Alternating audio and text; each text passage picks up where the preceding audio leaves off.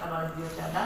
Saya apresiasi sekali kepada panitia atas terselenggaranya acara ini dan juga kepada para peserta karena telah meluangkan waktu dan tenaganya untuk bisa hadir di sini. Dan terima kasih juga dari testimoni tadi dari kemarin ya, saya belajar juga banyak nih.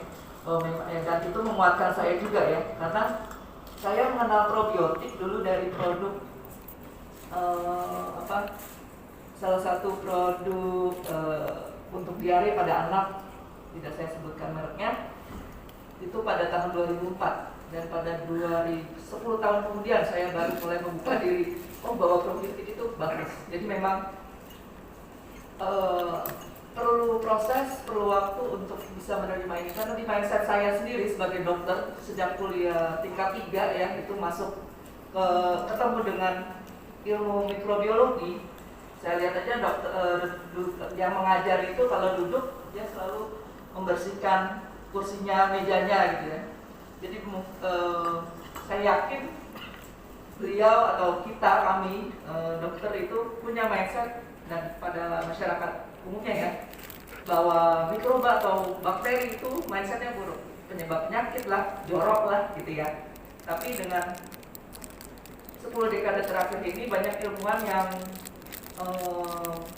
melakukan studi di bidangnya masing-masing, dan mereka mengakui bahwa ternyata mikroba atau bakteri ya itu memiliki manfaat yang sangat besar.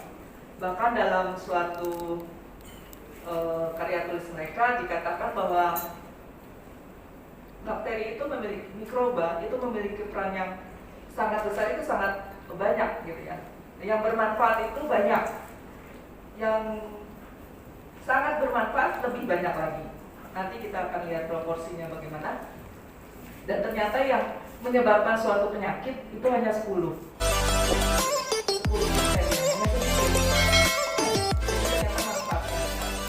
Apalagi ternyata nanti saya sampaikan bahwa di dalam tubuh kita juga ternyata mayoritas itu selnya adalah sel bakteri atau mikroba.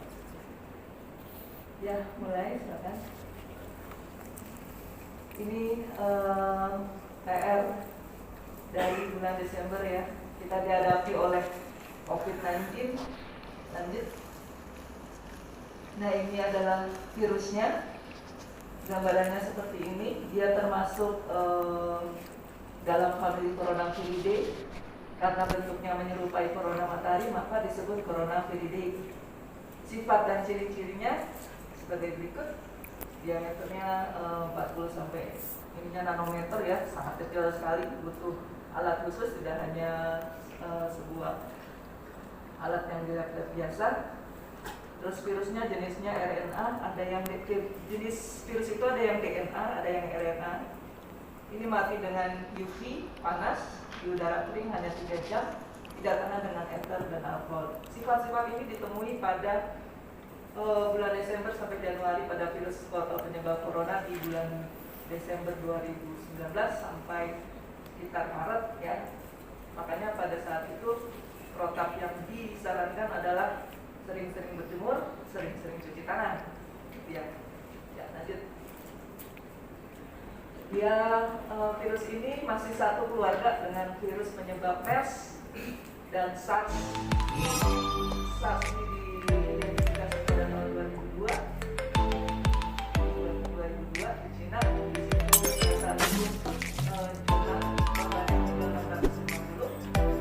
Lalu pada 2015 teridentifikasi adanya suatu MERS ya.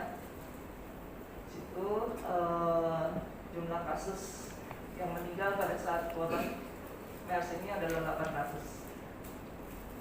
Dan sekarang keluarganya yang lain adalah awalnya disebut novel coronavirus, sekarang kita kenal SARS-CoV-2, tapi nanti ternyata banyak sekali variannya karena daya mutasinya tinggi sekali.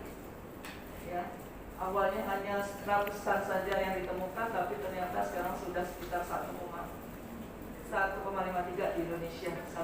Kalau di dunia sudah ratusan juta kasus. Sekilas kita lihat tingkatan takson, ini suatu hierarki di hewan ya, di makhluk hidup ada kingdom, phylum, ya itu pernah kita pelajari waktu biologi dasar ya, waktu SD ada kelas, ada ordo, ada family, genus, species. Kebanyakan produk-produk probiotik yang beredar adalah main di spesies. Misalnya kita dengar Lactobacillus casei itu sebenarnya sebutan untuk spesies. Tapi kalau kita probiotik kompleks, kita main di ordo. Ibarat negara yang terdiri dari pulau-pulau, isinya suku-suku, suku-suku itu terdiri dari keluarganya masing-masing. Nah, maka kita ordo itu seperti itu. Jadi kenapa tadi menjawab Pak Imam, kenapa kita bisa menghadapi varian yang berbagai macam? Ya ibarat negara, tubuh kita diserang satu suku, yaitu corona, maka yang akan menghadapi satu negara nih, ya satu negara yang kompak, yang siklus, yang saling bekerja sama, akhirnya dia bisa menghadapi musuh, menaklukkan musuh itu, sehingga jumlahnya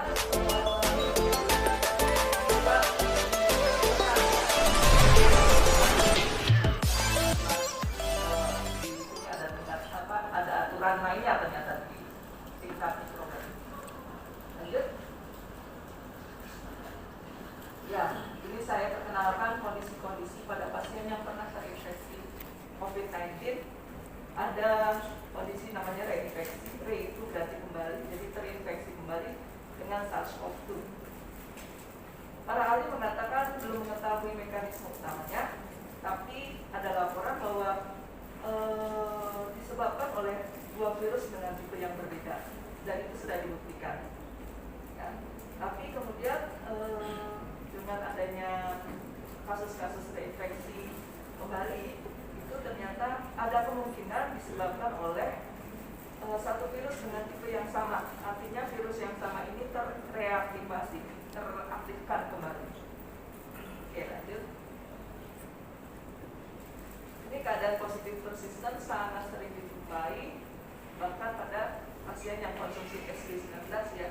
Karena kita masing-masing orang yang konsumsi SB19 kan kondisi awalnya berbeda-beda. Ada yang kandungan semikelnya sudah tinggi nih di dalam tubuhnya. Ada yang belum. Kalau yang belum, insya Allah dapat SB19 bisa langsung negatif, cepat sekali negatif ya. Kebanyakan yang ditembak SB19 ketika dia positif nggak sampai 5 hari ya. Mungkin harusnya kalau misalnya karena prosedur swab ulang itu biasanya 3 hari ke atas, makanya mereka mengikuti aturan itu. Tapi sebenarnya kalau secara teori dalam waktu kurang dari setengah jam itu bisa SB-nya swabnya itu bisa negatif gitu ya. Tapi karena kita mengikuti aturan, umumnya pasien yang mendapat SB19 setelah di swab PCR positif perlu pengulangan untuk ngecek lagi sekitar 3-5 hari. Jadi kita biasanya memang mendapat hasil seperti itu. Nah, jadi pada pasien positif persisten ini, pasiennya sudah secara gejala udah enak, udah bagus, sudah nggak ada gejala-gejala kena COVID. Tapi ternyata pada pemeriksaan swabnya masih positif. Ya, ini biasanya disebabkan oleh semikel yang tinggi, terganggu karena orang yang namanya kena COVID, bahkan sebelum kena COVID dia udah punya modal ya, modal obat, vitamin dan sebagainya, dan bisa jadi di situ ada kandungan semikel. Nah, SB19 biasanya masih terganggu dengan itu, tapi dia punya kelebihan yang lain, yaitu punya mikroba negatif yang lebih banyak dari yang lain, dan itu penting dalam melawan si virus corona. Oke, lanjut. Ini fenomena yang sekarang jadi PR dokter karena ditemui adanya suatu fenomena long COVID. Jadi seharusnya karena virus COVID-19 ini disebabkan oleh virus, pada umumnya penyakit-penyakit yang disebabkan oleh virus itu dia akan sembuh sendiri, ya. Termasuk juga COVID-19 diprediksi akan sembuh sendiri, dan biasanya memang mengalami recovery setelah 2-6 minggu. Tapi pada kenyataannya banyak juga gejalanya yang ternyata bertahan, bahkan muncul kembali, sudah hilang tapi muncul lagi ya, setelah berminggu-minggu hingga berbulan-bulan. Nah, biasanya pada pasien yang memperlihatkan fenomena long COVID, dia punya faktor resiko. dia punya hipertensi, ya, darah tinggi, obesitas, gemuk, kondisi kesehatan mental. Jadi memang sudah ada dasar penyakit-penyakit ini. Tapi bisa juga ada yang sehat juga bisa nih, di sini dilaporkan pada usia 18 sampai 34 tahun dengan kesehatan yang baik ada 20% mengalami fenomena long COVID. Apa saja gejala yang biasa ditemukan? Ini fatigue. Fatigue ini bahasa kedokteran artinya kelelahan, ya, kelelahan yang sangat. Jadi memang pada pasien yang mungkin ada yang pernah positif. Oh iya, rasanya gimana Pak? Iya, linu-linu ya, sama seperti gejala infeksi virus lainnya. Tapi ada juga nih fatigue, kelelahan yang sangat. Lalu ada batuk ini biasanya satu paket gejala pernapasan ya. Batuknya kuat sekali. Kenapa batuknya kuat sekali? Karena dia itu sangat merusak ya. Si virus ini sangat merusak sehingga sebagai bentuk kompensasi tubuh dia akan menghasilkan lendir yang sangat kental. Gitu. Jadi batuknya karena yang namanya saluran diisi lendir yang sangat kental, gitu ya. Dengan daya kembang kempisnya itu terganggu kan di paru-paru itu ada balonnya. Kalau dia terisi lendir, balonnya nggak bisa ngembang. Itulah yang bikin dia batuk. Dan tubuh tetap berupaya ya untuk mengeluarkan si virus itu sehingga timbul batuk, sesak nafas. Lalu banyak juga yang anosmia, agnesia, ya. Anosmia itu kehilangan penciuman, agnesia itu kehilangan rasa di mulut, di lidahnya. Ada juga yang sakit kepala, nyeri-nyeri badan, diare, mual, terus ada nyeri abdomen. Ini nyeri abdomen itu nyeri perut ya, rasa seperti ya karena di Indonesia, bukan di Indonesia, sebenarnya semua negara tuh karena alam yang sudah tidak mendukung untuk kesehatan, biasanya banyak yang punya mah. Nah ini mereka kecolongan biasanya di situ. Mereka menganggap gejala masuk angin, padahal bisa jadi itu suatu serangan COVID. Ada juga nyeri dada ya, karena kalau mahnya yang cukup parah, dia tidak hanya keluhan di perut saja, tapi bisa sampai naik ke dada. Confusion itu kebingungan. Oke, lanjut. Ya, dari fenomena long COVID ini juga dan banyaknya gejala-gejala, ada yang mengklasifikasikan, ada yang mengumpulkan gejala-gejala itu sehingga disebut sebagai sindroma pasca COVID-19. Ya, ada dua istilah sindroma pasca COVID. Ada yang mendefinisikan hanya sebatas dengan gejala pernapasan yang menetap 4 minggu atau lebih sejak dikatakan adanya gejala COVID-19. Tentunya sudah pernah terkonfirmasi COVID-19. Gejalanya seperti tadi yang sudah disebutkan, hingga menyebabkan rasa sesaknya itu bisa menyebabkan aktivitas yang terbatas. Ya, dari pemeriksaan fisik, pemeriksaan badannya itu bisa normal, bisa juga ada kelainan. Ya, ini Perhimpunan Dokter Paru Indonesia yang mendefinisikan sindroma pasca COVID-19. Ya, lanjut. Ada juga suatu institut nasional di luar negeri mendefinisikan sindroma pasca COVID ini merupakan serentetan gejala-gejala ini. Gejala-gejala di multi organ ya, tidak hanya di pernapasan. Di pernapasan ada sesak nafas, ada batuk yang khas ya. Terus kardiovaskuler atau jantung dan pembuluh darah itu jadi dada ya, palpitasi itu deg-degan. Jadi dada itu seperti serangan jantung jadinya ya. Terus palpitasi, gejala umum nih fatigue atau kelelahan yang sangat, ada demam, ada nyeri. Ini suatu gejala umum disebutnya di bidang kedokteran. Neurologis itu syaraf, jadi ada gangguan kognitif, proses pikir, proses konsentrasi dia akan terganggu. Ada nyeri kepala, ada gangguan tidur. Ini yang cukup sering juga nih, di samping penurunan fungsi paru, gangguan tidur, sampai pasiennya biasanya membutuhkan konsultan ke spesialis atau tingkatan yang lebih tinggi lagi supaya bisa mengatasi tidurnya. Neuropati perifer ini sebenarnya gejala yang biasanya ditemukan pada pasien diabetes. Jadi rasa kebas atau kesemutan di kaki, biasanya kaki dulu baru tangan. Nah ini namanya neuropati perifer, jadi rasa kesemutan. Dizziness itu sakit kepala yang lebih mengarah kepada stroke. Ya, itu jenis sakit kepalanya seperti itu. Kulit ruam, ini biasanya macam-macam yang kayak mungkin salah satu artis ada yang bilang, wah dia timbul ruam-ruam gejala COVID-nya.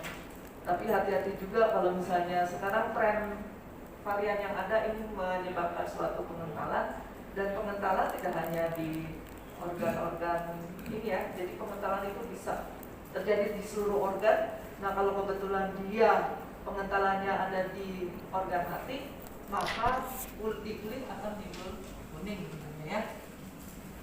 Kuning, terus pipisnya biasanya berwarna seperti air teh. Itu hati-hati juga, waspada. Gastrointestinal ini saluran cerna, jadi gejalanya seperti tadi yang sudah disampaikan, ada nyeri perut, ada yang buang, ada diare atau penurunan nafsu makan. Muskuloskeletal itu di otot dan tulang, itu biasanya seperti yang sudah disampaikan Pak Imam, ada nyeri sendi, nyeri otot ya, pegel-pegel seperti Bapak tadi. Terus gejala psikologis atau psikiatri, ada depresi, ansietas. Dan teman saya juga pernah nih mengalami hal seperti ini setelah sudah enak badannya, cuma dia merasa masih ada gejala psikologis, merasa depresi, terus curiga dan sebagainya ya. Ini sangat mengganggu sekali. Takut mati mungkin, itu juga ada rasa takut mati. Itu masuk ke gejala depresi itu yang takut mati. THT ya, gejala THT, telinga hidung tenggorokan. Ini ada tinnitus itu berdenging ya, rasa denging, rasa mengganggu, gangguan di ini di suara telinga. Terus ada nyeri juga telinga, nyeri telinga, nyeri tenggorokan, anosmia, anesia seperti tadi. Ya, lanjut. Ini fenomena long COVID. Jadi umumnya alumni COVID 63,5% penyintas COVID di Indonesia memiliki long COVID. Ya, hanya 36,5% yang sudah bebas dari ini. Lanjut. Apabila ditemui suatu sindroma pasca COVID, biasanya dokter akan melakukan pemeriksaan lebih lanjut. Ya, ini dari laboratorium diperiksa pemeriksaan darah rutinnya, gimana HB, trombosit dan sebagainya, itu dilihat. Nah, pada kasus varian yang sekarang ini sangat mungkin karena swabnya bisa negatif, tapi hati-hati kalau dijumpai dedimer ya, pemeriksaan yang ngetren sekarang ada dedimer, ada PTH-PTT, ini faktor-faktor pembekuan darah. Ini merupakan parameter dari pengentalan darah. Ya, mungkin ada tulisan dari Dahlan Iskan ya terkait dengan pengentalan darah, ada tersebar di WA grup di WA bahwa dedimer itu seperti cendol-cendol katanya. Nah, seperti itu. Jadi si virus corona ini pada awalnya senangnya itu di paru sama darah, tapi ternyata sekarang dengan varian dengan daya mutasinya yang tinggi, dia mampu untuk sampai ke organ lain, gitu ya. Kalau di Indonesia sendiri ada salah seorang karyawan Antv ya, waktu itu usianya masih muda, jadi gejala awalnya hanya kesemutan di lengan, salah satu lengannya kesemutan, lama-lama kebas, dalam waktu kurang dari 1 bulan ada penurunan kesadaran. Jadi dalam 24 jam dia itu tidur bisa 23 jam, udah susah dibangunin.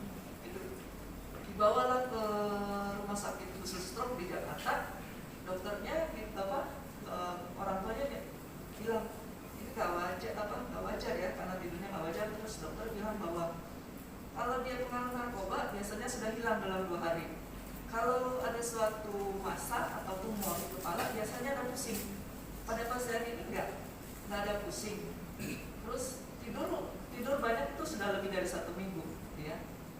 Nah, terus dipantau, pada akhirnya mulai diri udah susah nulis. Pada awalnya setelah kebas-kebas dia menulis atau makan pakai tangan kanan agak susah. Terus lama-lama tidur, lama-lama ya ternyata timbul batuk. Setelah batuk dibawalah ke rumah sakit khusus. Di sana dilakukan isolasi mandiri dan di swab ternyata positif. Ini gejala pengentalan sudah ada, ya.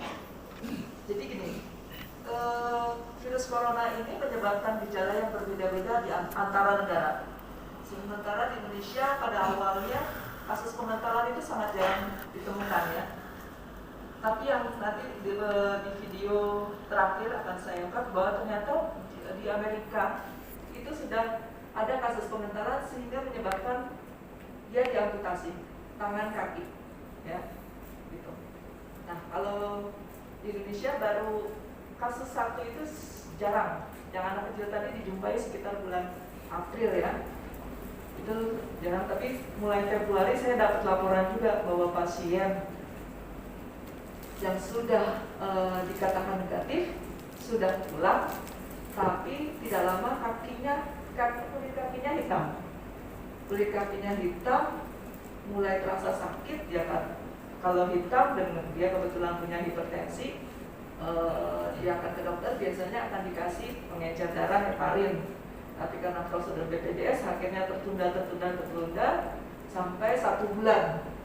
1 bulan teman sejawat yang kebetulan menangani pasien tersebut menanyakan gimana untuk peran probiotiknya, ya, supaya combine, karena pasiennya nggak mau diamputasi, ya, yang namanya kehilangan kaki, ya, walaupun sehari-hari kita nggak menganggap itu penting, ya, karena kita bisa berjalan, tapi pada pasien ketika dihadapi oleh dia harus memilih kehilangan atau tidak, ya, tentunya dia akan berusaha untuk tidak. Dan sejawat menghubungi saya, probiotik apa ya yang bisa ini, karena pasien dalam keadaan peradangan yang hebat, sakit sekali.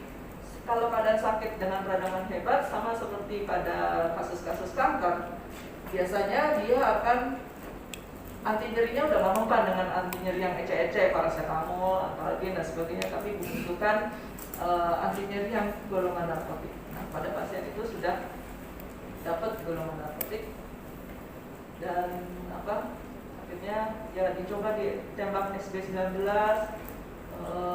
Lumritro, tapi berjalan lambat. Akhirnya saya udah deh, kita injek aja, kita masuk infus lewat probiotik lewat infus. Ada jenisnya di Biojana belum ada, itu hanya stok terbatas. Kita masuk itu, esokan harinya pasien sudah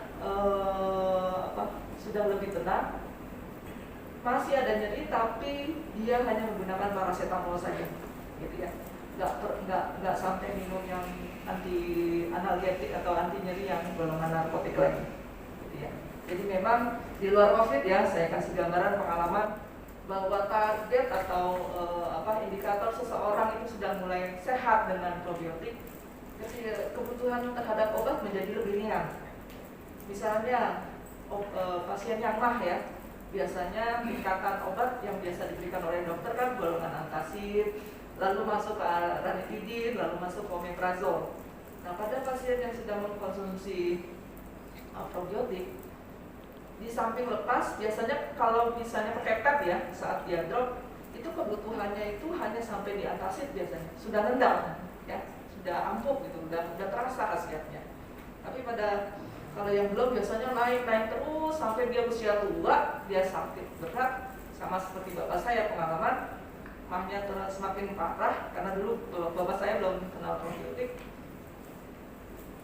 Ada perdarahan lambung, nah itu biasanya sudah resiko untuk gagal di organ-organ lain, itu resiko besar. Jadi salah satu indikator kalau Bapak Ibu di sini mengkonsumsi probiotik, targetnya jangan hanya enak atau bugar, tapi target tadi kemampuan kebutuhan terhadap obat tuh semakin ringan, gitu, ya. Kalau analgetik ya tadi cuma paracetamol aja udah nendang. Ibu saya dulu punya sakit nyeri lutut ya, karena badannya agak gemuk, beban di lutut kan pasti tinggi, itu biasanya kan udah tua, mesinnya pasti, olinya pasti kan udah mulai berkurang gitu ya. Itu nyeri, ngemilnya jenis meloxicam, itu hampir setiap hari.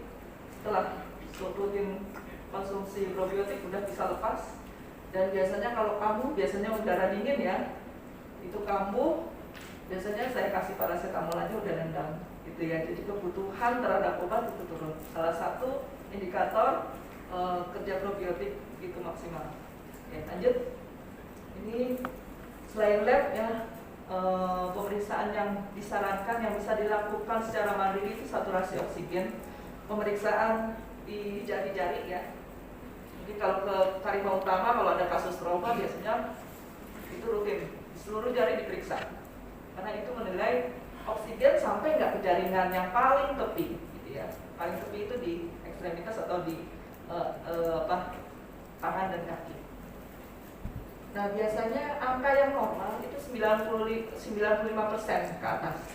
Kalau misalnya dia sudah ada di bawah itu, kalau kasus trauma berarti oksigen nggak nyampe, ada yang patah, atau adanya sumbatan lemak. Tapi pada kasus COVID,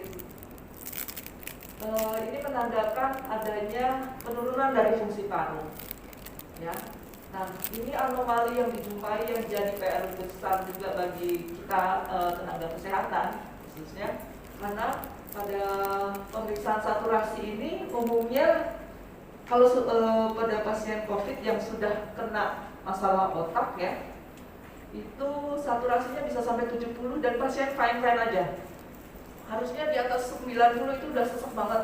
Kalau 9 di bawah antara 90 sampai 95 dia masih oke lah ya, masih bisa nahan gitu ya. Cuman kelihatan kalau dihitung nafasnya, frekuensi nafasnya udah di atas 16.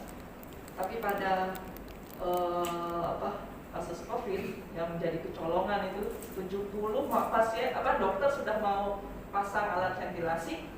Itu biasanya kalau udah di bawah 90 dokter siap-siap pasang ventilasi, alat bantu nafas. Jadi pada pasien COVID ini 70% saturasi oksigennya dia masih ini gadget nelfon keluarganya, nelfon ya. Padahal sampingnya dokter sudah siap pasang itu. Jadi harusnya di biologi dasar itu penurunan oksigen sama CO2 ini selalu berdampingan. Ketika oksigen turun, CO2 naik. Nah, pada kasus COVID terdapat anomali. Oksigennya turun, CO2 juga tetap di bawah, gitu ya, tetap normal. Jadi tidak ada sinyal ke tubuh yang menyampaikan bahwa ini dalam keadaan bahaya berupa sesak, itu nggak ada. Sinyalnya itu sesak ya, itu nggak ada. Gitu. Jadi, wah, setelah dicek ternyata saturasi sudah seperti itu. Kita tidak bisa mengandalkan gejala lagi. Perlu pemeriksaan mandiri saturasi oksigen secara rutin ya. Nah, selain itu ada pemeriksaan radiologi. Ini di awal sekitar Agustus juga ya. Tidak ada gejala sesak, swabnya bisa negatif. Adanya gejala perut, ini juga hati-hati. Tidak ada sesak, swabnya negatif. Gejala perut ini. Ada dokter yang diperiksa ternyata iseng-iseng CT scan, ternyata ada gambaran ke arah COVID, gitu ya. Isinya lolos, di swabnya lolos, saturasi dari ini, tapi pas gambaran CT scan ternyata ada ini suatu anomali juga. Uji faal paru nanti berperan pada kasus penurunan fungsi paru. Ini ada ujian lainnya ya, uji lainnya. Lanjut. Ini penurunan fungsi paru. Jadi memang pada long COVID atau sindroma pasca COVID ini salah satu kasus yang banyak ditemukan penurunan fungsi paru, terengah-engah, gitu ya, nafas nggak puas. Gitu. Ya, lanjut.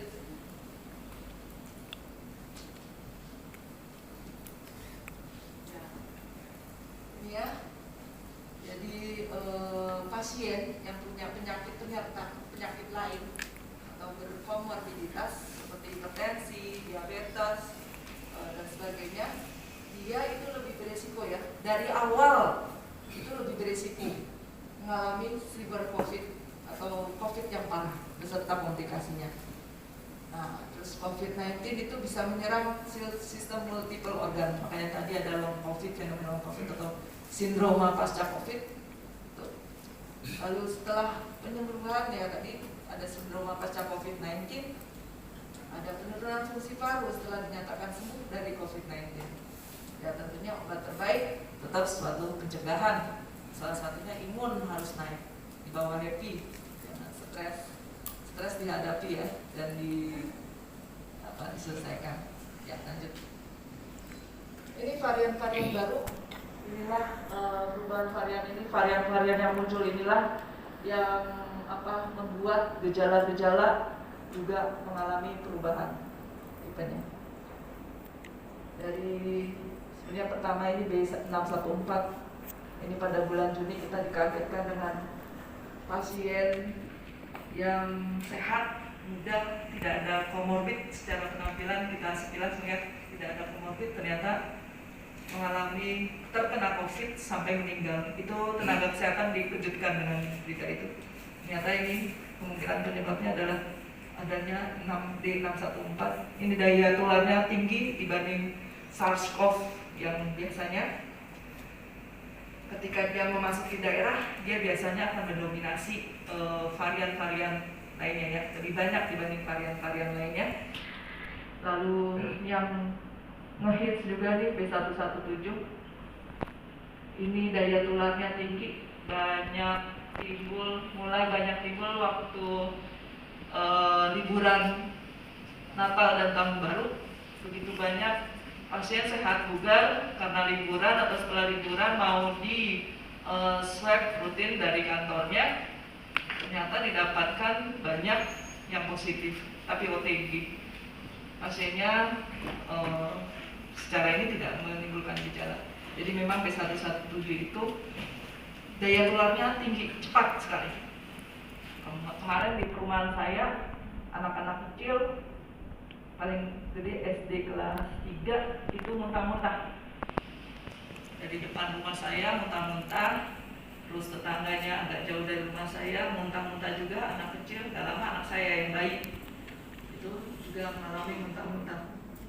Kalau anak kecil muntah-muntah biasanya diikuti dengan diare, dan di keluarganya biasanya juga ada yang diare juga orang dewasanya ya. Tapi pada hari ini ternyata menangani anak kecil dan kemungkinan besar itu adalah B117. Harusnya pada saat muntah-muntah itu diperiksa darahnya, biasanya trombositnya akan turun. Ya. Ini ada lagi nih varian-variannya, namanya seperti plat kendaraan. Ini yang pertama, ini yang dari Afrika Selatan 501, ini banyak mulai menyerang pada anak. Pada awal kasus varian di bulan Maret ya.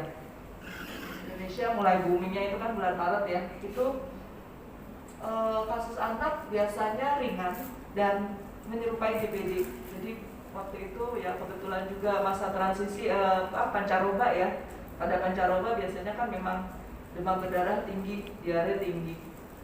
Nah, ini kita nggak tahu, tapi ternyata dari beberapa pasien yang sampai meninggal ya kita menduganya masih demam berdarah ya, disebabkan oleh demam berdarah, tapi ketika di swab ternyata positif. Nah, pada bulan Desember ini gejala berubah yang pada anak ya. Tidak hanya ada beberapa yang menyerupai demam berdarah dari hasil gambaran labnya, tapi ada juga yang gejala pernafasan, batuk, pertama kali gejala pernafasan ya, jadi batuk pilek. Yang saya terima laporan, anak bayi 5 bulan, dia batuk pilek selama 4 hari, hari kelima dia masuk rumah sakit, mau masuk ICU, NICU kalau bayi. Nah, dia karena mau di swab, karena di rumah orang tuanya sedang mengenal SB19, diberi SB19 dulu sebelum di swab. Alhamdulillah hasilnya negatif. Tapi karena dari gambaran labnya pengaruh ke demam berdarah, akhirnya dokter mendiagnosa dia demam berdarah. Sudah membaik. Sudah membaik, hari keesokan harinya Dia sebelumnya udah kembung duluan, cuma nggak keras ya. Keesokan harinya mau pulang, ternyata mendadak perutnya kembung, gitu ya. Perutnya kembung, akhirnya masuk rumah sakit lagi. Jadi ini saya mau sampaikan bahwa pola dari COVID tadi gitu. Sekarang nggak satu macam gejala aja ya, karena kita mungkin diserbu oleh berbagai macam varian. Jadi gejala teman-teman di lapangan relawan SB19 itu cukup lelah juga, karena satu gejala hilang ya kita tetap tembak ke SB19, Lumripro dan sebagainya. Satu gejala hilang, gejala lain muncul. Satu gejala hilang, gejala lain muncul. Terus seperti itu. Akhirnya inilah dasar kenapa pada situasi yang urgent sekali kita mengeluarkan injeksi, tapi tidak untuk disebarluaskan. Oke. Jadi ini saya hanya mengenalkan betapa ribetnya dengan varian yang semakin bandel. Dia juga mulai B117 dia sudah sifatnya tidak bisa terdeteksi oleh antibodi. Harusnya yang namanya penyakit infeksi itu biasanya tubuh punya kemampuan untuk merekam siapa penyebabnya. Jadi ketika dia terinfeksi kembali, dia akan segera memberikan respon yang cepat dan tepat. Itulah dasar vaksin itu seperti itu. Dasar vaksin adalah seperti itu, supaya orang terpapar, tubuh membaca bahwa dia punya penyebabnya ini, makanya diharapkan kalau dia terpapar lagi, tubuh akan cepat merespon. Tapi dengan sifat nih, mulai B117, 501Y, ini semakin kesini mereka variannya lebih smart. Dia tidak bisa terdeteksi antibodi, gitu ya. Makanya ada reinfeksi yang disebabkan kemungkinan oleh satu virus, karena dia tidak terdeteksi. Itu lebih smart. Nih mulai ini juga ya. Ini Maret 2001. Tidak terdeteksi. Ini mudah berpindah inang. Tadi Pak Imam sebut kamuflase. Saya bilang kayak pakai topeng. Dia bisa, gejalanya bisa kayak demam berdarah, bisa kayak tipes. Dokter kecolongan, tipesnya sembuh, pulang batuk, sesek, gitu ya. Bagi saya itu udah fatal. Dari sini kita harus belajar kalau kita harus jeli, jangan mengandalkan swab ya. Walau swab itu adalah golden standard, jadi memang pemeriksaan secara internasional itu untuk menegakkan dia COVID atau tidak. Tapi sebenarnya dari bulan kemarin ya, dari tahun lalu, pertengahan tahun lalu, di mana swab sudah negatif, terus ternyata saturasi turun, CT scan ada gambaran, harusnya tidak hanya mengandalkan swab saja. Ya, jadi kalau kita di awam kita nggak punya keterbatasan alat, kita harus jeli aja dan waspada dengan gejala yang ada. Kita anggap COVID karena COVID itu mematikan ya, mematikan dan bikin cacat, gitu. Jadi kita anggap itu dulu. Jadi ya dengan keterbatasan pemeriksaan yang ada, ya udah kita anggap itu, dan tapi kita tetap konsumsi SB19 untuk meningkatkan antibodi. Ya, ini P1 dari Brazil sangat membawa korban banyak di Brazil. COVID-19 adalah sifat dari makhluk-makhluk hidup yang kecil-kecil, mikroba, untuk mengalami suatu mutasi atau perubahan genetik. Ini merupakan anugerah bagi Allah kepada makhluknya supaya dia bisa mempertahankan hidupnya, gitu ya. Dari kelingkungan yang tidak nyaman buat dia. Ya sama kayak kita, sama kayak pohon ketika ditebang, karena nggak berbuah-buah, pasti yang punya tanaman kesel mau ditebang, belum selesai nebang, ya karena ada suatu hal mungkin ya, belum selesai ditebang, besokannya malah tumbuh. Nah itu seperti respon suatu mekanisme defense di mana itu menandakan bahwa makhluk hidup dia akan punya sifat dasar berkembang biak dan butuh makan, gitu ya. Jadi memang sifat dasar makhluk itu untuk mempertahankan generasi selanjutnya. Makanya kalau ada orang yang nggak mau nikah, dipertanyakan dia makhluk hidup atau enggak ya. Ini ya perubahan genetik atau suatu mutasi ini inilah yang menyebabkan efek yang berbeda. Makanya pola-pola nanti di slide selanjutnya, dia dari varian yang dari mutasi ini menyebabkan pola gejala COVID menjadi berubah-ubah sejak awal ya. Ya lanjut.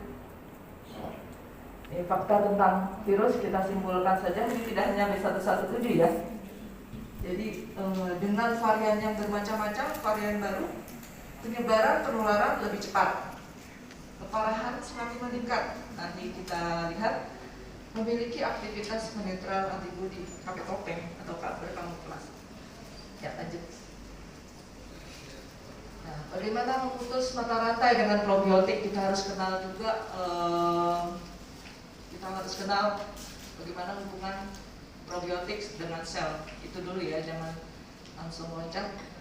Kalau udah ngomongin probiotik, ngomongin makhluk hidup, kita lihat faktanya, ternyata kita harus menerima kenyataan bahwa nggak selalu tuh mikroba menyebabkan penyakit. Dari studi-studi di satu dekade terakhir ini, ya, di dekade terakhir ini, ternyata ada kesimpulan bahwa ternyata dari seluruh badan kita, dari seluruh sel yang ada di tubuh kita, hanya 10% sel manusia, 90%-nya sel mikroba. Gitu. Ya, jadi perbandingannya 1:9, 1 sel manusia, 9 mikroba. Nah, dari keseluruhan total berat mikroba yang ada di tubuh kita, kalau ditimbang itu beratnya setengah kilo ya. 1 pons itu setengah kilo, berarti ini 1/4 kilo. Jadi kalau kita nimbang berat badan, kurangin 1/4, karena itu beratnya mikroba gitu ya.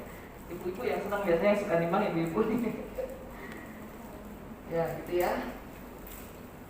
Nah, ini harus kita terima, tanamkan, coba rubah pelan-pelan mindset bahwa mikroba itu sesuatu yang membahayakan, yang selalu menyebabkan penyakit. Enggak juga, ternyata manfaatnya lebih besar. Bahkan dari hasil studi ini ada juga yang menyimpulkan bahwa perannya itu di biosfer atau di kehidupan itu sangat besar sekali. Bahkan kalau dilihat ada suatu percobaan kepada hewan tikus, ketika salah satu mikroba di ususnya ya, di saluran cernanya diambil, itu ada gangguan di otaknya dia. Dari seluruh lingkungan yang bisa kita pikirkan, dari lapisan atas atmosfer, dari lingkungan yang nggak ada manusianya, bahkan di bebatuan yang dalam gelap itu selalu ada mikroba. Ya, bahkan ada NASA pernah melakukan penelitian tanaman hidup nggak sih di atas, di luar bumi ini, ternyata di angkasa ternyata bisa hidup. Berarti ada mikroba. Ada yang mengatakan bahwa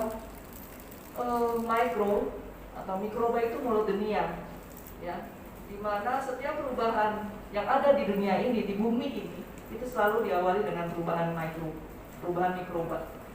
Ya. Ada yang mengatakan bahwa di 3,5 miliar tahun yang lalu, di mana proses pembentukan bumi, ternyata di situ ada peran mikroba, ada jejak-jejak mikroba. Bahkan diduga nanti kalau misalnya udah kiamat berakhir, itu kemungkinan ya, itu masih ada mikrobanya. Gitu. Mereka bilang seperti itu. Bahkan kalau ini salah satu ahli di bidang ini, seorang berkembang tidak punya Tuhan, tapi ketika dia mempelajari, meriset ini, dia bilang gini ya, cara Tuhan menjaga makhluknya, yaitu dengan perantaraan mikroba. Mungkin kalau diterjemahkan dari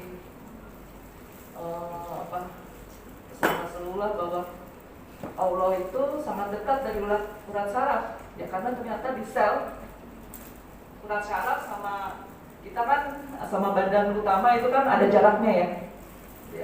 Tapi ternyata kalau kita terjemahkan dari bahasa ini, di sel tubuh kita itu dikelilingi oleh mikroba, dan mikroba inilah yang memberikan suplai makanan berupa molekul yang paling sederhana ke dalam sel, gitu ya. Ya, lanjut. Nah, Dari keseluruhan mikroba yang ada di dalam tubuh kita, ini totalnya itu merupakan 60% itu probiotik.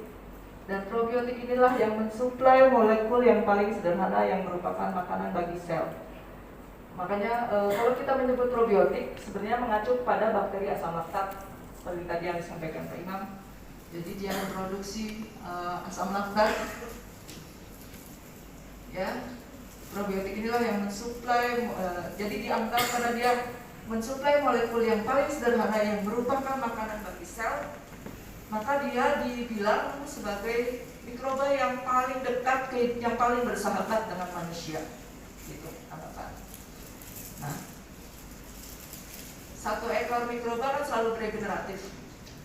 Nah, ternyata mereka selalu, karena waktu dia makhluk tawaduk, dia selalu mempertahankan supaya yang di dalam tubuh itu proporsinya seperti ini, keadaan keseimbangan dari versi mikroba ya, ilmu mikrobakteri, 60% probiotik, 30% famili yang masih dekat dengan probiotik, dan 10%-nya saja yang merupakan patogen.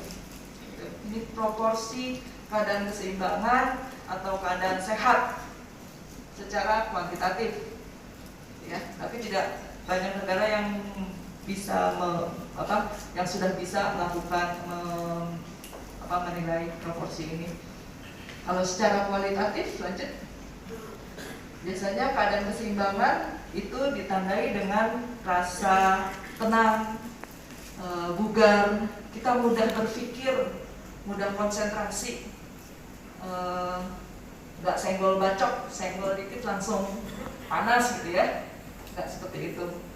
Biasanya orangnya seperti itu. Yang goal paling oke ya, kenapa mungkin kita harus mencontoh Rasulullah, karena di situ ada sri teladan yang banyak. Kalau dari versi kacamata ilmu probiotik ya, karena di Rasulullah dalam keadaan keseimbangan gitu ya, proporsinya seperti itu. Ya, keadaan sehat itu keadaan di mana proporsi mikroba di dalam tubuh berada dalam keadaan keseimbangan 60, 30, 10. Sehingga siklus kehidupan mikroba ini siklus itu seperti ini ya. Waktu kita SD, kita ingat ada padi dimakan sama serangga, serangga dimakan sama burung, burung nanti dimakan sama ular, ular dimakan sama elang, elang mati dimakanin sama jasa trenik, sampah-sampahnya itu hasil kelola jasa trenik berguna lagi sebagai pupuk. Ini keadaan keseimbangan. Di kehidupan tingkat makroba, keadaan keseimbangan itu juga terjadi. Kita manusia mungkin di dalam suatu organisasi ya, ada suatu siklus di situ ya. Ada ketua, ada sekretaris, ada ini. Ini kan sebenarnya seperti siklus organisasi juga, sama. Di tingkatan makroba seperti itu juga. Dan ada hukum di mana ada makanan. Nanti tingkatan-tingkatan lainnya juga ada gitu. Kalau yang terputus, burungnya nggak ada, ditembakin, ini akan banyak, ini nggak dapat makan, tidak seimbang, gitu ya. Bagaimana kalau aplikasinya di dalam tubuh? Kita tembakin obat, bergeser, disbiosis, gitu ya. Nggak ada yang mengolah obat itu pada akhirnya. Obat itu akhirnya menyebabkan residu, dan akhirnya menyebabkan misalnya gagal ginjal dan penyakit lainnya, ya. Karena itu kita kurang, itu disebabkan oleh kita kurang bijak dalam mengkonsumsi apa yang masuk ke dalam tubuh kita. Maksudnya baik menjadi tidak baik karena kita kurang ilmu ya. Oke. Yang mempengaruhi keseimbangan ini sebenarnya ada interaksi 3 dari penyebabnya, yaitu mikroba, bisa juga dari manusianya. Ya, lanjut ya. Slide. Lanjut, slide lagi. Slide lagi. Lagi. Ya, ini interaksi agent itu penyebab penyakit. Ya, tadi ya, yang mempengaruhi ketidakseimbangan atau yang menyebabkan suatu penyakit. Ini interaksi agentnya dengan host itu orangnya ya dalam hal ini, dan lingkungan. Agent itu dipengaruhi oleh tadi ya, virulensi, daya keganasannya dia. Tadi dalam hal corona, variannya berbagai macam. Lalu host, diri kita sendiri, psikis, stres itu menurunkan imun. fisik, kelelahan itu juga menurunkan imun kita. Nutrisi, jangan lupa. Kita punya peliharaan, kita konsumsi probiotik. Berarti di dalam tubuh kita sudah ada tambahan varian mikroba. Itu harus dipelihara dengan kita mengkonsumsi nutrisi. Makanya ada produk probiotik, ya. Itu untuk karena tubuh kita rusak, biasanya sel juga kayak keseimbangan bergeser, sel kurang mendapat makanan, maka di produk yang ada nutrisinya kita sediakan untuk sebagai makanan sel yang siap saji, istilahnya seperti itu. Karena dengan produk yang sudah berbentuk nutrisi, sel tubuh nggak membutuhkan kerja berat untuk mengolahnya lagi, ya. Ini kondisi sakit, tapi jangan kita senang dan kita asup nutrisi saja, tapi kita juga harus memperbaiki mengasup probiotik kompleksnya. Ini lingkungan sudah semakin rusak, ya, makanya penyakit mikroba mulai ganas. Kalau saya singgung kemarin tentang disease X, waspada, coba baca nanti googling disease X. Jadi SARS, MERS yang tadi saya singgung termasuk COVID itu merupakan contoh-contoh disease X. Penyebabnya itu biasanya pada keadaan umum dia menyebabkan penyakit pada hewan. Disease X itu awalnya itu, ya. Corona, MERS itu virus-virusnya itu biasanya menyebabkan penyakit pada hewan. Tapi dengan lingkungan yang semakin berubah, dia melakukan mutasi sehingga dia bisa menginfeksi manusia.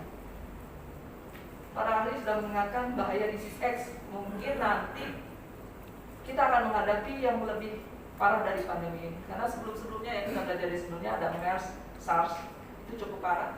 Tapi yang paling parah ini sampai WHO pada bulan Maret mengumumkan ini pandemi. Karena seluruh negara punya terinfeksi oleh ini, ya. Terkena dampak dan terkena ini juga COVID-19. Ya, lanjut. Mundur ke tempat tadi. Lanjut sebelumnya lagi. Ya. Tadi keseimbangan tadi itu dipengaruhi oleh lifestyle, polusi. Kalau zaman mbah-mbah kita kan makan masih yang organik, ya, yang dari alam, pupuk juga masih organik dari hewan, kotoran hewan. Tapi mulai sekarang orang merasa pintar, merasa ini, akhirnya sudah terus ada revolusi industri juga, ya.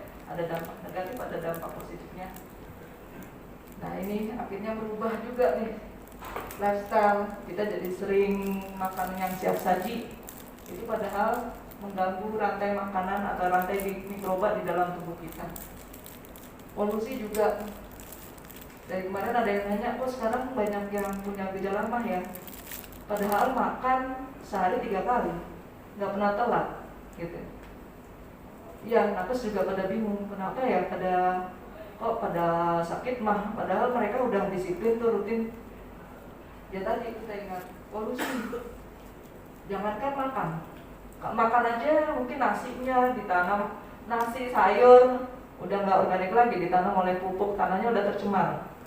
Susu bagus sebenarnya, tapi kalau misalnya disuntik hormon sehingga dia sapinya atau kambingnya memproduksi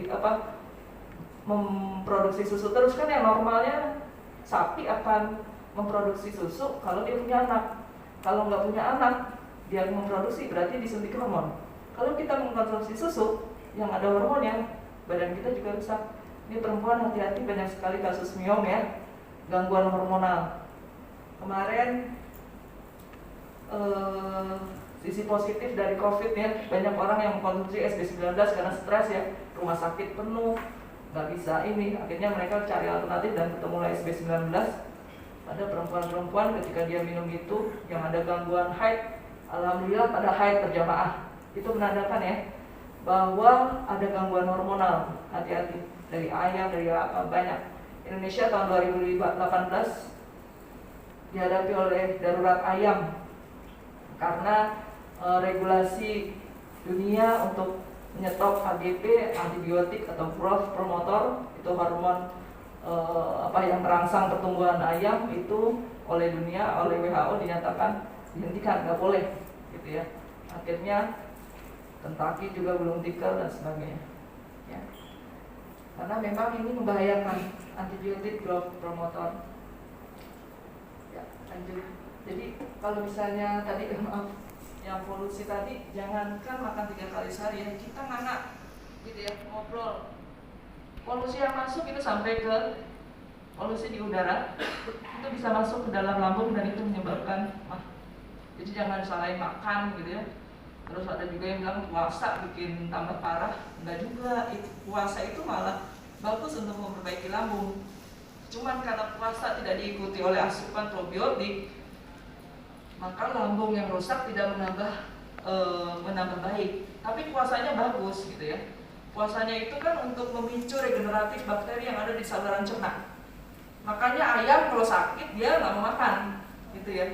Atau makannya makanan tanah dia makan, karena di tanah itu juga banyak sekali strain bakteri yang kalau zaman dulu kena racun ya, digigit serangga kena racun, biasanya dioles sama tanah yang terdekat.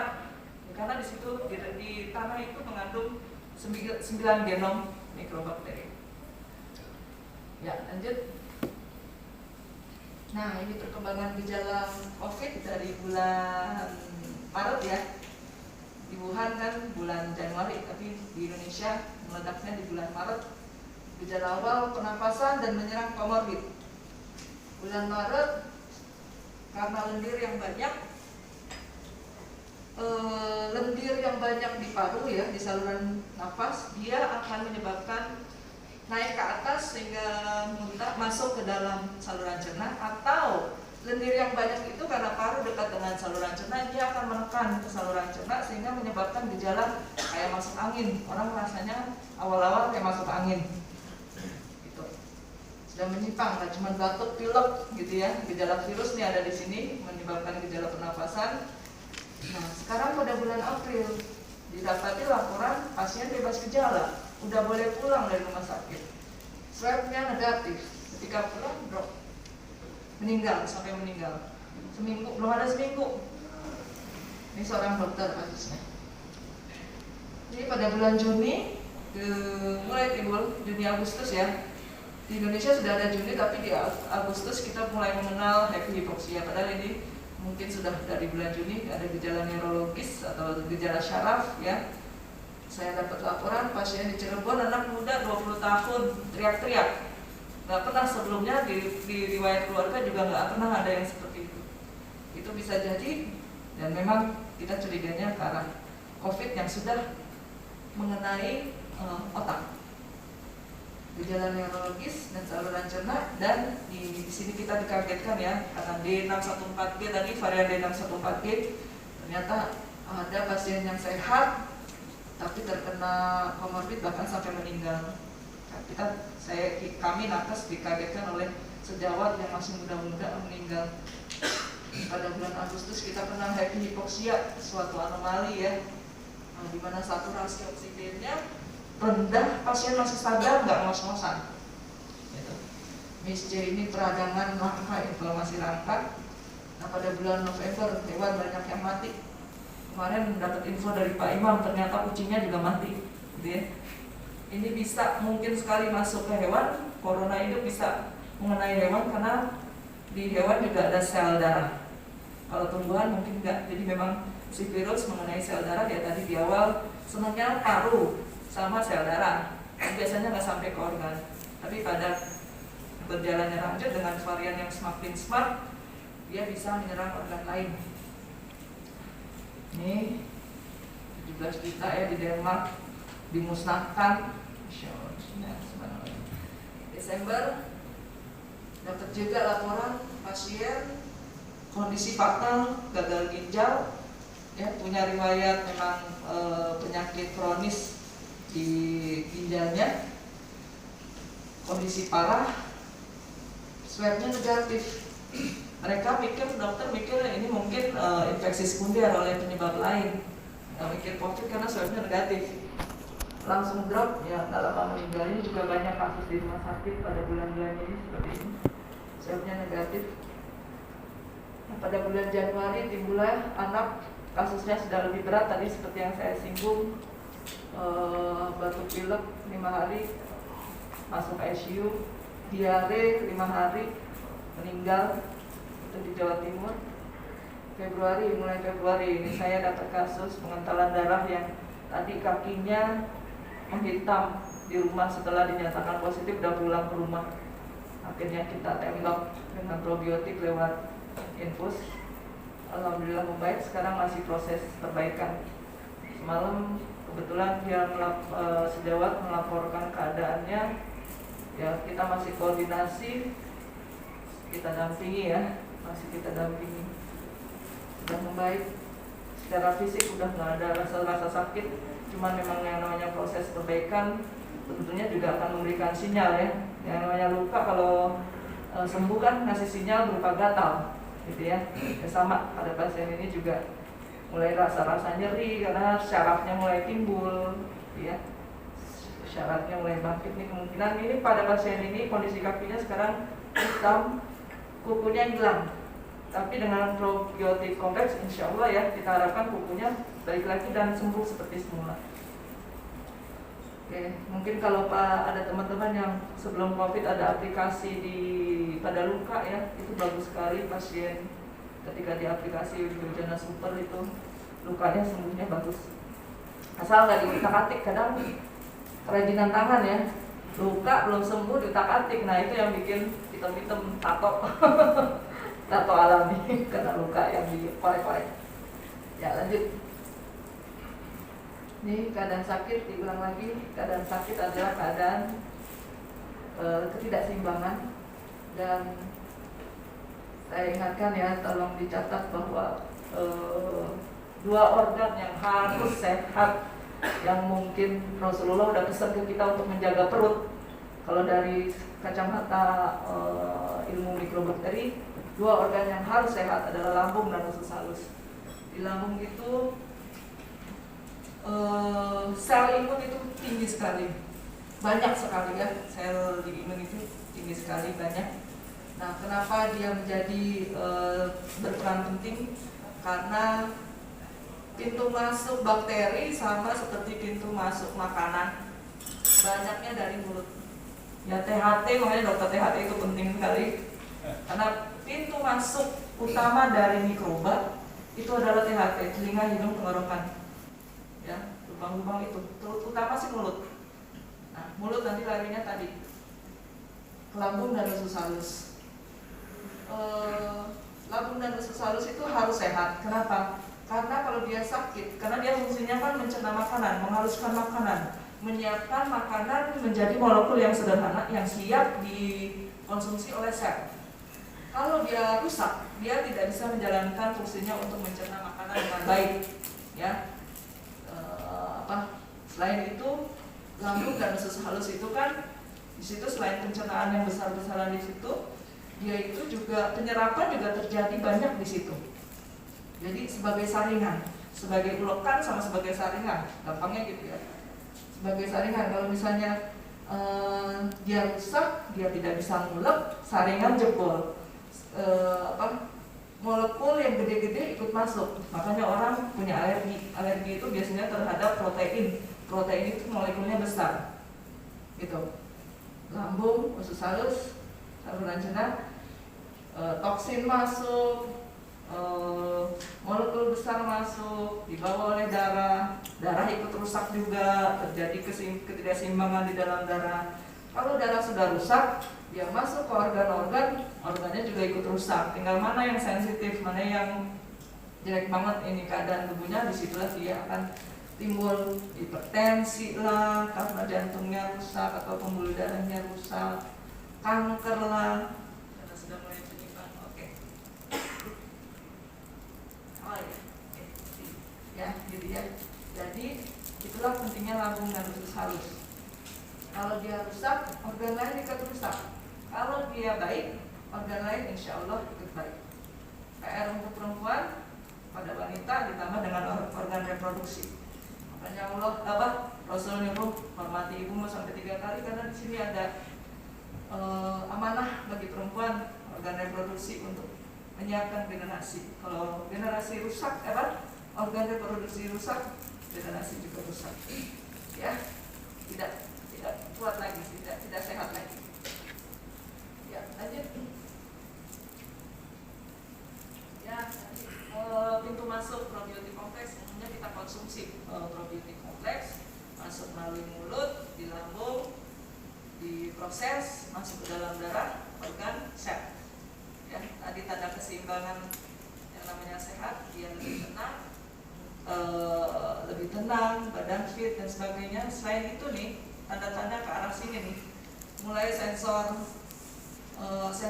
itu berjalan. Jadi misalnya tadi saya kasih contoh terhadap obat, dia sudah tidak membutuhkan obat yang tingkatnya lebih tinggi, yang ecek-ecek, ini bisa nendang ya. Tanda lain adalah ketika kita mengkonsumsi suatu makanan, kalau di situ banyak chemicalnya, biasanya tubuh akan nolak berupa rasa mual. Ketika belum masuk makanan ke dalam mulut, biasanya kita sudah mencium mual, gitu ya. Itu tubuh sudah menolak.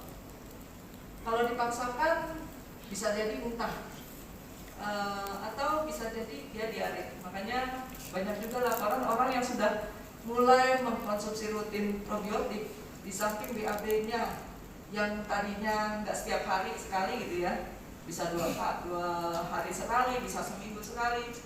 Sisi positifnya dia BAB bisa lancar setiap hari sekali. Tapi di sisi lain karena lebih bagus, dia tubuh jadi lebih sensitif. Kalau kemasukan chemical, biasanya pasien yang biasa jajan ya, kalau jajan keluar dia jadi lebih berhati-hati karena biasanya langsung detox.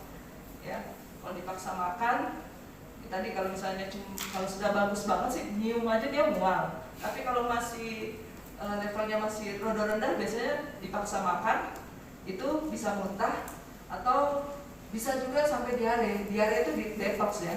Detox karena chemical masih terlalu tinggi gitu bagi tubuh. Jadi tubuh mikroba di dalam tubuh menjaga keseimbangan yang tadi 60-30-10 supaya tetap stabil, yang tidak bisa diolah sama tubuh atau kebanyakan dia buang melalui detox. Ya. Goal dari probiotik kompleks adalah mengembalikan dominasi mikroba tertentu kepada keadaan keseimbangan. Lanjut.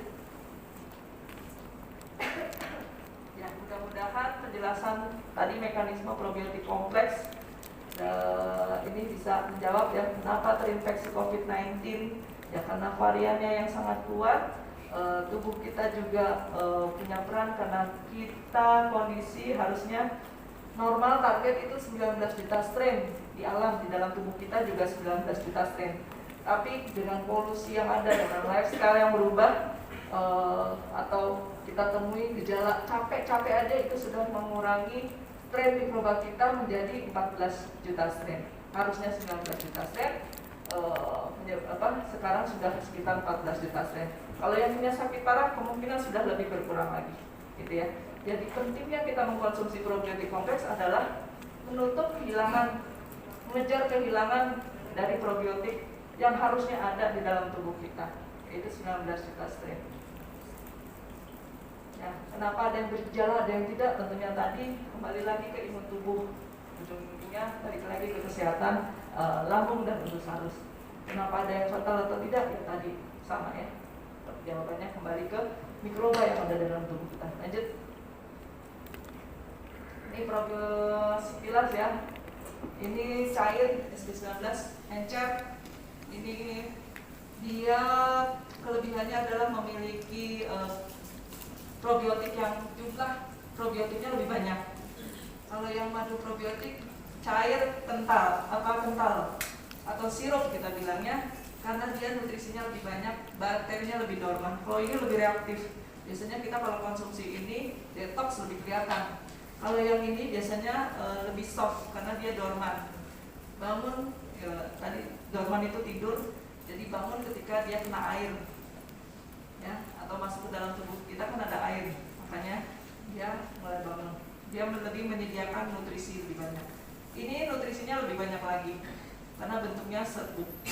Ini dan ini nomor 1 dan nomor 3 itu duet maut di masa COVID ini ya. Ini yang ngehits, cukup ngehits banget nih di masa COVID ini.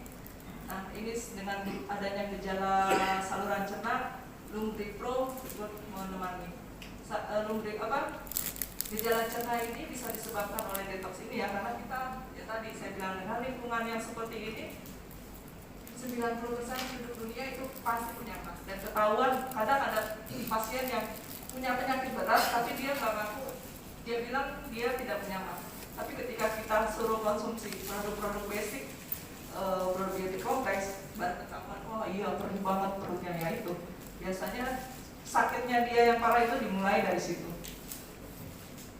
Ini D19, ini sebagai benteng di luar tubuh kita ya, karena daya regeneratif mikroba itu sampai mencapai radius 50 meter, maka perlu penggunaan ini di luar tubuh kita, gitu ya. Sebagai benteng yang di luar tubuh kita adalah penggunaan diffuser, ya. Ya, injeksi imun booster tadi sudah disinggung. Ini hanya diberikan pada keadaan yang urgent dan dalam pengawasan. Ya, mungkin bisa disaksikan untuk ya suntik vitamin. Mungkin bisa dijelaskan lebih lanjut lagi. Ya. Videonya ya.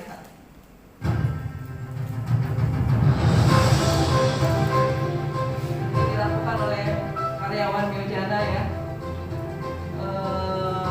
Suntik vitamin probiotik pada urgent. Kita hadapi musuh mikroba yang semakin bandel.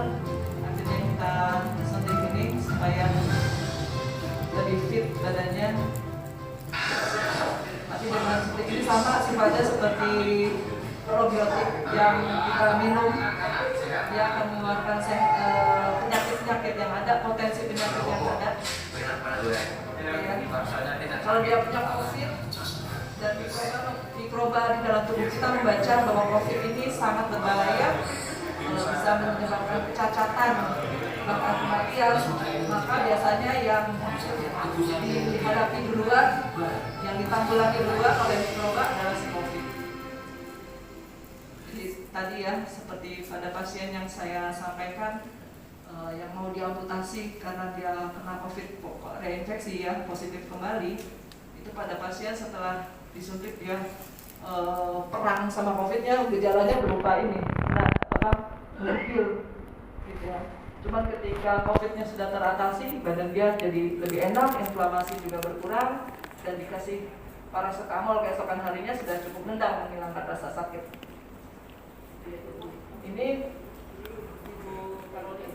dia seorang guru lansia di atas 50 tahun, pada bulan Maret terkena infeksi corona. Dokter udah mau melepas alat bantu pernapasannya 2 kali. Karena kondisi sudah sangat fatal sekali. Tapi ternyata Allah menentukan lain. Dia bisa sadar, dan ketika sadar dia kaget, tangan kakinya udah dipotong semua. Ya, ini juga salah satu anomali ya. Teman saya di Amerika bilang bahwa protap di Amerika dengan adanya kasus ini akhirnya menunda pemberian pengencer darah, karena ternyata ketika diberikan pengencer darah dampaknya malah kayak gini, malah cepat sekali terjadi pengentalan, anomali lagi. Selain itu juga pemberian ventilator. Pada kasus SARS, MERS mungkin dengan pemberian ventilator pasien terbantukan ya, tapi ternyata pada COVID, apalagi dengan daya virulensinya, dengan varian yang ada, dia bisa infeksinya secara airborne. Artinya apa? Artinya ternyata oksigen menjadi makanannya dia. Jadi kalau kita kasih ventilator, itu jadi makanan bagi dia, jadi fatal. Jadi penggunaan ventilator sekarang sudah mulai tidak seperti yang dulu, diubah-ubah, pasiennya posisinya diubah-ubah sehingga, atau tidak terus-terusan, sehingga itu akan mengurangi kefatalan dari pemberian oksigen. Kalau pada teman-teman yang di lapangan atau di rumah sakit ya, biasanya tabung oksigen itu dikasih campuran probiotik kompleks juga. Ya, selain diffusernya bisa itu ya. Jadi ternyata dikasih oksigen juga sehingga Oksigen itu bisa diatur sama kebutuhannya bagi seseorang oleh si probiotik. Ya, jadi kalau kita punya penyakit terus selesaikan, gitu ya. Dan salah satu kenapa dikeluarkannya 21 karena memang dengan produk-produk sebelumnya itu kadang tidak tuntas atau butuh waktu lama untuk tuntas, apalagi kelainan itu kalau sudah sampai ke tingkat DNA yang permanen. Mungkin kasus saya ya, saya punya miom, sudah ditembak awalnya dengan Biogena Super 3 kali 1 sendok sehari, keluar daging yang merupakan potensi kanker itu keluar, tapi ternyata tidak menghilangkan miomnya, masih banyak. Saya tembak Biogena Super 1 hari 500 sampai 1 liter. Alhamdulillah bisa kecil-kecil berkurang sampai akhirnya saya bisa hamil. Jadi jarak anak saya yang pertama sama yang berikutnya yang kedua ini itu 12 tahun gitu. Karena ada miom yang besar. Dulu bahkan sampai ditawarkan oleh dokter salah satu dokter ketika saya memeriksakan diri dari ininya ya, karena tampak bahwa ini kayaknya harus segera dioperasi karena ya tadi dokter biasanya membaca ke arah kanker. Kalau dioperasi berarti harus angkat rahim. Kalau angkat rahim saya nggak punya anak lagi, cuma 1, jadi saya pindah ke dokter lain. Alhamdulillah ditawarkan, ibu masih mau punya anak atau enggak? Masih dok. Dan sudah akhirnya diperiksa tingkat resiko ke arah keganasannya. Alhamdulillah rutin konsumsi probiotik kompleks, alhamdulillah bisa hamil. Dan dengan hamil itu tanda bahwa probiotik semakin banyak di dalam tubuh, ya. Untuk ibu-ibu ya, yang namanya hamil itu tanda bahwa dirinya organ reproduksi sehat. Tapi kita juga harus menilai. Jadi kalau sehat biasanya hamil itu tidak ada gigitan tali pusat, itu tidak ada. Mikroba benar-benar menjaga sesuai sama fitrahnya, tidak ada gigitan tali pusat. Terus kepala di bawah itu juga sesuai sama waktunya, nggak usah nungging ya. Kalau kalau 8 bulan kepala belum di bawah kan dokter suruh kita nungging, ya. Mohon maaf Bu Dokter, karena waktunya sudah habis, mohon untuk bisa langsung closing statement tanpa tanya jawab. Ya. Closing statement dulu sudah. Oke, 1 menit. Ya, pandemi belum usai, ya. Masih PR panjang, dan setelah kalau pandemi COVID-19 ini usai, pelajaran dari yang sebelumnya kita lihat ada SARS-CoV dan sebagainya itu masuk ke suatu disease X, jadi kita harus senantiasa mempertahankan keadaan tubuh kita ya, membentengi tubuh kita, imun kita, karena imun itu dibangkitkan oleh virus dan bakteri, jadi kita harus jaga, kita kejar ketinggalan mikroba kita. Berapa juta itu? Sekitar 2 juta ini ya, strain ketertinggalan kita. Dan yang paling singkat adalah dengan probiotik kompleks, jadi tolong terus dijaga. Dan probiotik ini sebenarnya teknologi masa depan ya. Semua negara sedang mempersiapkan dirinya, menimba banyak ilmu dan menyiapkan produksi probiotik kompleks gitu ya. Dan saya rasa probiotik kompleks itu adalah the best in the world, tingkatnya internasional tapi harga nasional. Soalnya saya pernah punya pasien yang jualan probiotik di Singapura.